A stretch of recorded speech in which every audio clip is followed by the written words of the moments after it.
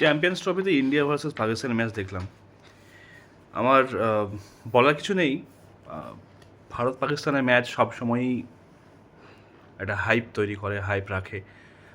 আহ, আমরা 90s kid, তো 1997 থেকে আমার মোটামুটি মনে আছে কীভাবে কী খেলা হতো। সেই সময় পাকিস্তান টিম সাংঘাতিক ছিল, ভারতের থেকেও ভালো। এটা আমার মতামত।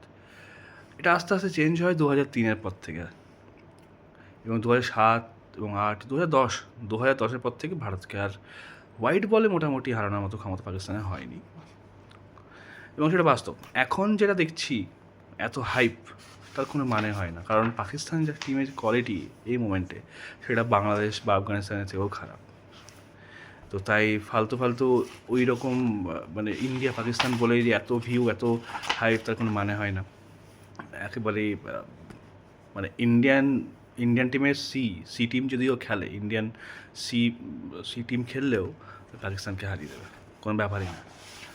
তাই মারাত্মক মারাত্মক বাজে একটা খেলা। মানে কোনো এখানে ইন্ডিয়ার কিছু নেই চ্যালেঞ্জ। এখানে ইন্ডিয়া জানে এখানে জিতবে, নর্মাল অন্যান্য টিমের থেকে পাকিস্তানের অবস্থা খারাপ। তো বাংলাদেশকে আমি বরং এগিয়ে রাখবো পাকিস্তানের থেকে, কারণ বাংলাদেশের কোয়ালিটি, বাংলাদেশের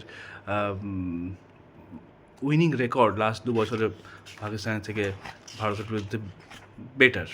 তো চ্যাম্পিয়ন্স ট্রফির সেমিফাইনালে মোটামুটি ভারত চলে গেল। নেক্সট খেলা আছে নিউজিল্যান্ডের সঙ্গে, সেটা হাড্ডাহাড্ডি লড়াই হবে, বলা মুশকিল কে জিতবে। আমার পাল্লা ভারী ভারতের বিরুদ্ধেই। তো সেমিফাইনাল তো ভারত খেলছে, আর হোস্ট নেশন হয়ে পাকিস্তান 3-4 দিনের মধ্যে চ্যাম্পিয়ন্স ট্রফি থেকে বেরিয়ে গেল। এর থেকে দুঃখের কিছু হতে পারে না।